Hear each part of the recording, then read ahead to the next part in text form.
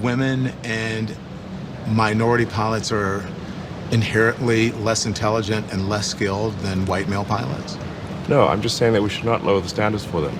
But there's no evidence that standards are being lowered when it comes to the airline industry. You've repeatedly said that there's no evidence that standards are being lowered, and watch the replies showing all the evidence that it is. Replies, though, on social media or on Twitter are not necessarily fact and evidence. No, that's people's opinion. They will cite all the replies. In the replies to this, you will see how often the information is cited, showing that indeed there are significant cases where standards are lowered. Hello, ladies and gentlemen. I hope you have a great and wonderful day. Well, it seems that Don Lemon is a fool, because even though he is a fool, we have to correct him on a lot of things that are going on here, because obviously he doesn't seem to understand on what the actual police are doing and what have you. So what we're going to do here is that we're going to show this video of the people actually going to reduce the remove physical requirements for women altogether, put it with agility tests, and all that other great stuff. And I'll show you more great evidence of this happening here, because he's an idiot. He doesn't seem to do enough of his research. Of chiefs of police. But thanks to an initiative signed by Police Chief John Drake, more women are helping fill these critical officer positions. Our Holly Thompson has more tonight.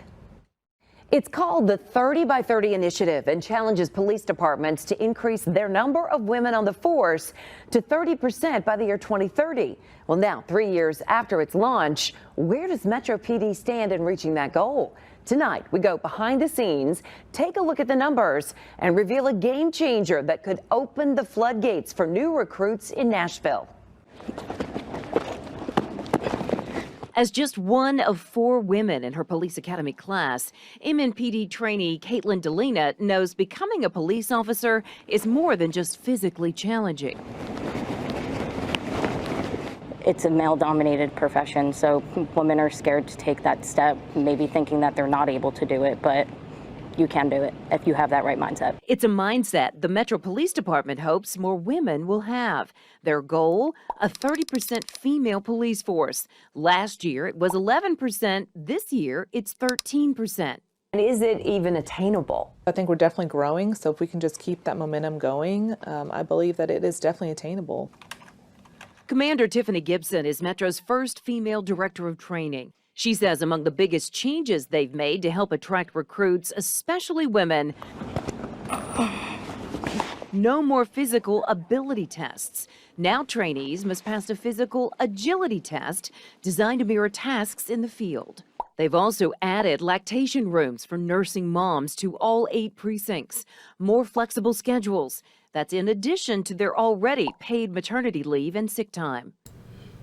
Now, the maternity leave and sick time is fine to me. I don't see any issues with that. However, I have problems with the lactation rooms and flexible schedules. Because one, if you are pregnant and you are a female, you should have no right and no ability to be able to be on the police force at all in terms of going out onto the field. Now, if you want to be out in the office or stay in the office or what have you, do some manual stuff that doesn't require physical work, or actually go and arrest people, that's fine. But if we're going to go and talk about actual people here, where you're going to have lactation rooms so they can go be police officers in actual physical areas, that is completely asinine. That is asking for her to get killed or what other tragedy to become worse. So no, I do not agree with that. Flexible work schedules, that's stupid. There should be no if you're wanting flexible schedules for men too, then sure. But we're not going to make this where it's only going to be a woman thing. We're going to make this to where it can be for both people. And again, lactation rooms are only good if they're for women that are not going to go out on the police force and go stop crime. No, because that's just endangering everybody's lives there, and her own. It's just insanity to me. What's something the Metro Police Department does not currently offer to female recruits that you think could really be a game changer? We were trying to get going, possibly help sponsor our own child care facility, and I think that would be really helpful for females. Updated travel times, possibly travel. New officers like Emma Long hope it all leads to more women joining her on patrols and beyond. More qualified and strong women to be in this police department and be leaders in this police department. I mean, I think it would be a great thing to see.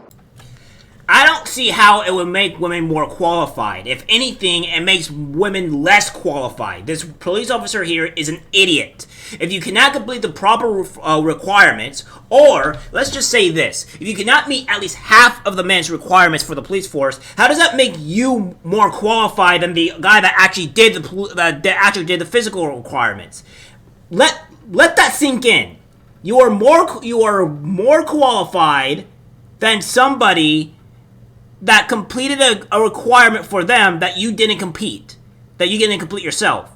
That makes no sense. No, you are not more qualified. You're actually less qualified. Now, I have no problem with females wanting to become a police officer if they can actually complete the actual physical requirements that is put down for men. If you cannot complete the physical requirements, do not become a police officer. Why? Because you're holding the civilians at risk, you're holding yourself at risk, and you're even holding the person that you're trying to arrest at risk. Because you're not able to do things. Because one, if you can't restrain them and you're at threat for your life, what is you're most likely going to do in that predicament? You're going to end up using lethal force more often than not because you're not physically able to restrain them because you didn't complete the requirements. So therefore, you're not strong enough, and you have to use physical. You have to use more lethal force than having to use the physical. More lethal force than having to use the actual physical to stop them. Right?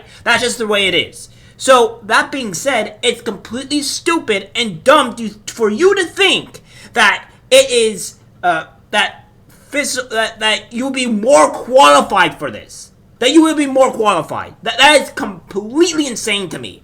Holy. You heard correctly. Commander Gibson says they're in talks trying to lay the foundation for a 24/7 childcare facility for Metro Police families. Right now, she says Metro PD is looking to model San Diego's police department, where they built the nation's first childcare center.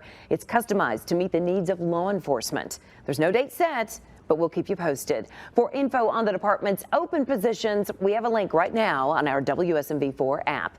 Holly Thompson, WSMV4. I swear to God that when they do these things, it's going to end in tragedy. This is not going to help anything at all. In fact, women majority of the time can only do half of what men can do in these requirements. And the fact that you're going to reduce it all just to get women for identity points, or not identity points, but for diversity points, and to make yourself look better, is going to have a negative repercussion on the people at hand here. So what we have is, this is the actual sheet, the Metro Nashville Oversight MVPD responses, the Community Oversight Board's Higher Procedures Report recommendations. And we're just going to do the 3 here. It says recommendation 3, it goes on to show that, we'll zoom in a bit because you guys probably cannot see. It says here that MMPD should evaluate reasons for civil service testing no-shows through surveys and interviews with individuals who do not show up to testing. When impediments are identified, changes to the process should be considered, and if made, an evaluation plan should be in place to assess whether the change was effective. NMPD should aim to have at least 50% of invited applicants take the civil service test. MD response acceptance. Currently, there are efforts to reach out to applicants who fail to appear for civil services testing. Those efforts include phone, text, and email communications. Approximately 22% of the no-shows do reschedule, which is reflected by the 1,700 service invitations compared to the 1,326 applications.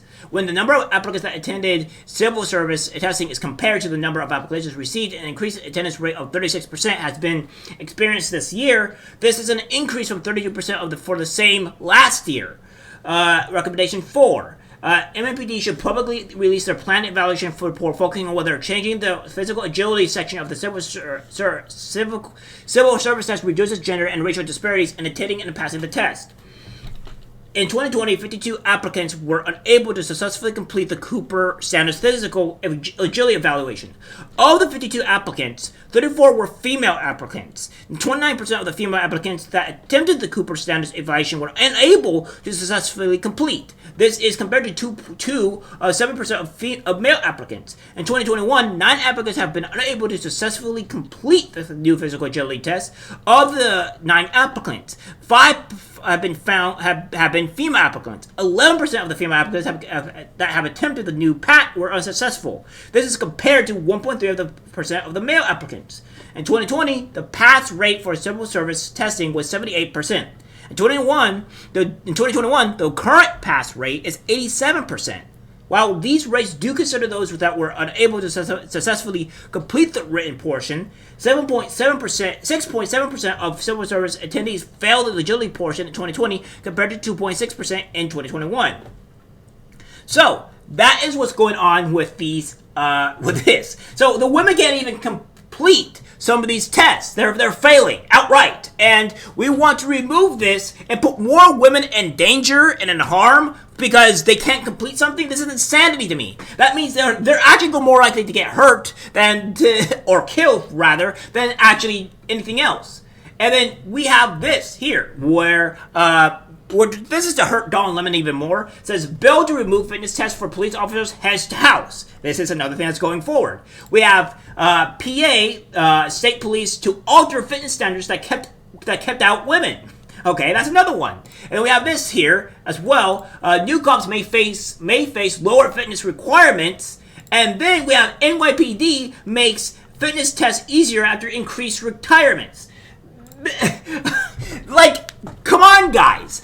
Don Lemon, you're an idiot. Here are actual 4 different articles that are actually indicating reducing the physical requirements so that women can be able to be in there. Don Lemon, you're an idiot. The View, you're also an idiot. Because I didn't show that, but it did show that there's just conspiracy theories. No, Elon Musk is right. They're automatically reducing the physical requirements for women so that they can be able to enter it for either identity, or not identity, but for inclusiveness, so that way women can be better. No, this is stupid. This is completely stupid. This is going to backfire spectacularly, and more women are actually going to get hurt or killed because of this, because they're not actually adequate for to be in this type of space, right? That's plain and simple. Yes, it may be a men's actual physical requirement, maybe a men's field. However, it's needed so that way more people can. So the perpetrators actually don't get hurt as often as they should, and to make sure civilians are rightfully protected. If women cannot be able to do this and do their job effectively, especially when the physical requirements are lowered,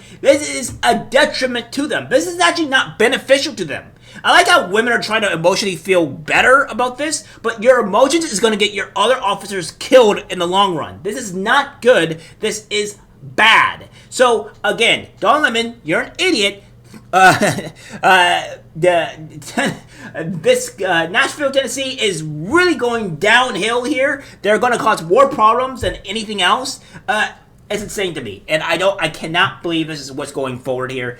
Insanity, and I expect nothing good to come out of this. This is just horrible. All right, guys, that's it for the video. Like, subscribe, share. As always, take care, my friends.